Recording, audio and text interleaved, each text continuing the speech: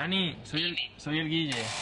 ¿Qué tal? In Terrassa, near Barcelona, squatters occupy an empty apartment building. They have nowhere else to live, so they live here, illegally. The father, Antonio, says it's their only choice.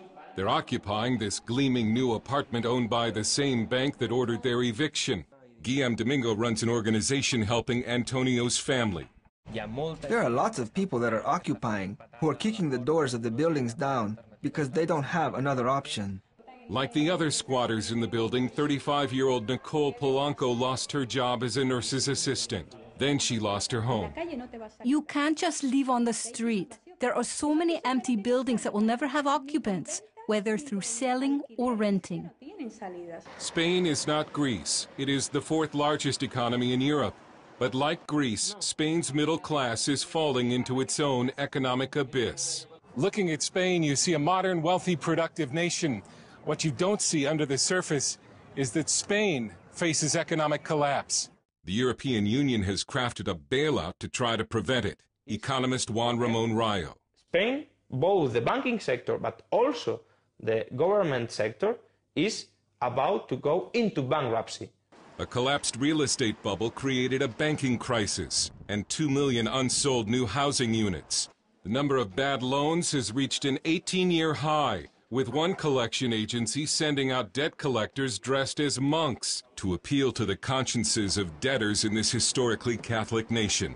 But Spain's problems are much deeper than a banking crisis. Unemployment is at the depression level of almost 25%, with an astounding jobless figure for adults under 25 of 53%. The economy shrank for the third straight quarter, and vital capital is leaving the banking sector. With 1 in 4 unemployed, more and more families are losing their homes. Near Barcelona, a group called Platform of People Affected by Mortgages is trying to prevent evictions and force the banks to allow the homeless to live in unsold housing. We are 80 to 100 people who came together to fight the banks. The banks have destroyed thousands of families who have been left on the street, homeless and in debt for life. Many Spaniards have signed mortgages that they must pay off even after they've lost their home to foreclosure. It means financial ruin for many, like this woman who told us she was desperate to save her home. If they take my house, I'll go back into it. Because if I have to pay the mortgage for the rest of my life anyway, then I will stay in my house and they can throw me in jail. Cuts in welfare have already sparked some Greek-style street battles.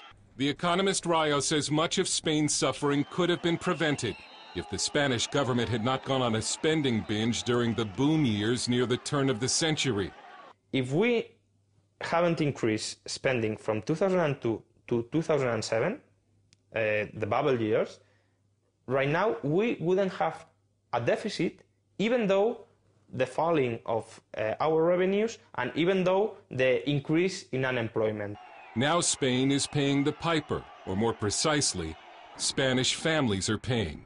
Shortly after we visited Manuel Barhué and his family near Castellón, they were evicted and left with a mortgage they'll still have to pay. Their dream of home ownership long gone.